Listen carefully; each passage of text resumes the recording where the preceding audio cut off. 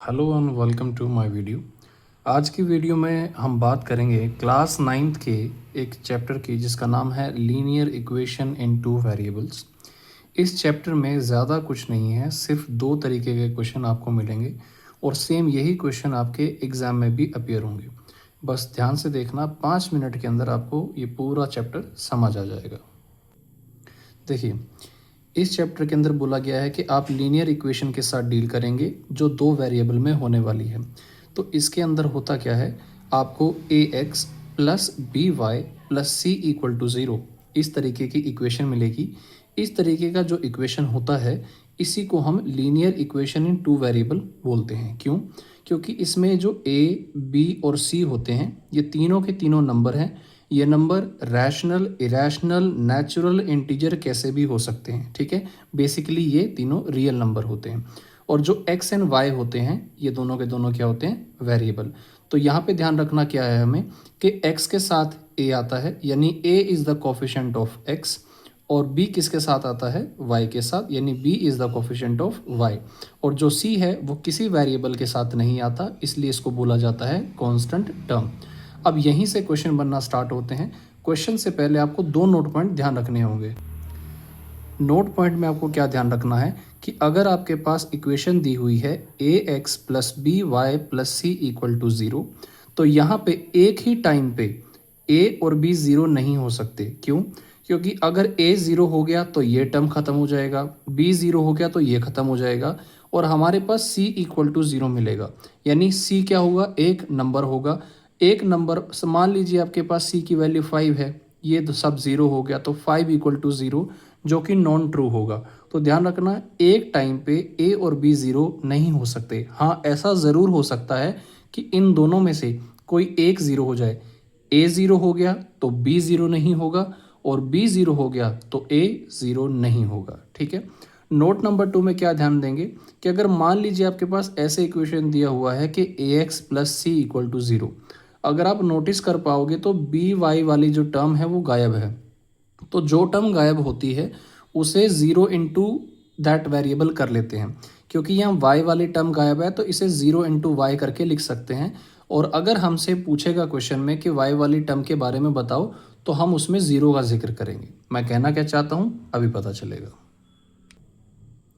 देखिए, जो पहला क्वेश्चन यहाँ से बनता है वो बनता है कि आपको बोलेगा कि find the values of A B and C from, और इस तरीके से आपको 2 से 3 इक्वेशन पकड़ा के देगा डिपेंडिंग ऑन द क्वेश्चन। तो हमें यहाँ से ए बी सी निकालने हैं।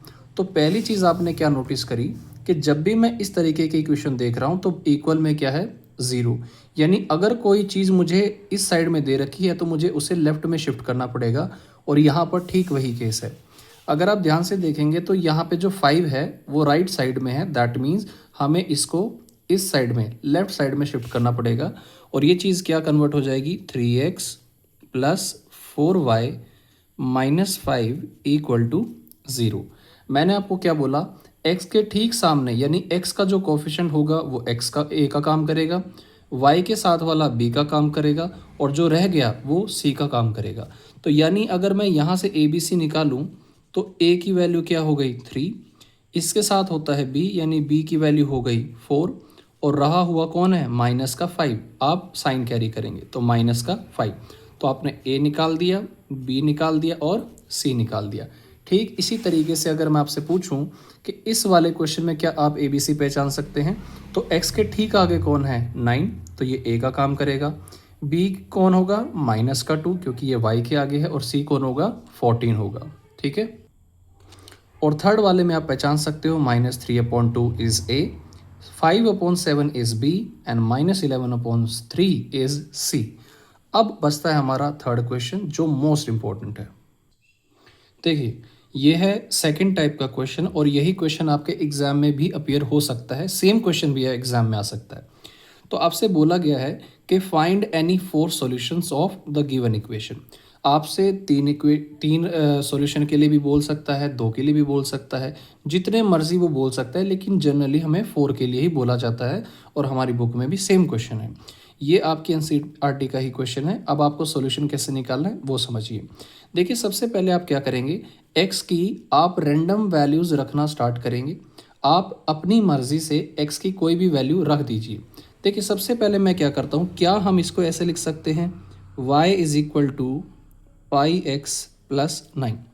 ये इधर लिखा हुआ था, मैंने इधर लिख दिया, इस वाले को इधर लिख दिया, देयर इज़ नो चेंज। अब मैं क्या करूँगा, मैं x को सीधा सीधा यहाँ पे 0 कर लेता हूँ। कहा ना, रैंडम वैल्यूज़ रख सकते हैं, आपकी मर्ज़ी, आप रूट में रखिए, बिना रूट की रखिए, वो आपकी चॉइस है। तो मैंने 0 रखा, तो ये हो जाएगा पाई इंटू 0 प्लस 9। पाई से 0 की मल्टीप्लाई होके क्या हो गया 0, आपके पास क्या बचा, सिर्फ 9 बचा। अब इसके बाद मैं रखता हूँ x इक्वल टू 1, तो y इज इक्वल टू आ जाएगा पाई इंटू 1 प्लस 9। पाई 1 ज़ा पाई, तो ये हो जाएगा पाई प्लस 9। अब यहाँ से एक डाउट आता है कि सर क्या हम यहाँ पाई की वैल्यू रख दें? तो देखिए क्वेश्चन में आपको पाई की वैल्यू रखने की कोई ज़रूरत नहीं है, आप इसको बिल्कुल ऐसे ही छोड़ सकते हैं। इसी तरीके से मैं x की वैल्यू को रख दूंगा यहाँ पर 2, तो ये हो जाएगा y is equal to pi into 2 plus 9।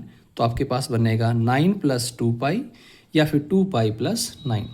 अब रखते हैं यहाँ पे 3, तो y is equal to pi into 3 plus 9 equal to, ये हो जाएगा 3 पाई प्लस 9 या फिर 9 प्लस 3 पाई। ये आपके 4 सॉल्यूशन बन गए। बस यहाँ पे क्वेश्चन ख़त्म हो जाता है। अगर आप एक बहुत अच्छी तरीके से दिखाना चाह रहे हो तो आप एक टेबल बना सकते हो। इस टेबल को बोलते हैं सॉल्यूशन टेबल, और इस टेबल में हम क्या करेंगे, ऊपर रखेंगे x और नीचे रखेंगे y। इस टेबल में हमें ये बताना होता है कि हमने x की वैल्यू क्या ली और y की वैल्यू क्या मिली। तो मैंने यहाँ पे क्या करा, x की वैल्यू मैंने 0 रखी थी और आंसर मिला था 9। तो यहाँ पे मैं क्या करूँगा, ऊपर फिल करूँगा 0, नीचे फिल करूँगा 9। वैसे ही फिर मैंने रखा 1 पे आंसर आया 9 प्लस पाई, तो यहाँ रखूँगा 1 और नीचे लिखूँगा पाई प्लस 9। ऐसे ही हम क्या करेंगे 2 पे, तो 2 पे आंसर आया है 2 पाई प्लस 9, और जो 3 है 3 पे आंसर आया है हमारा 3 पाई प्लस 9। और यहाँ पे हमारा क्वेश्चन फिनिश हो जाता है। आई होप आपको समझ आया होगा।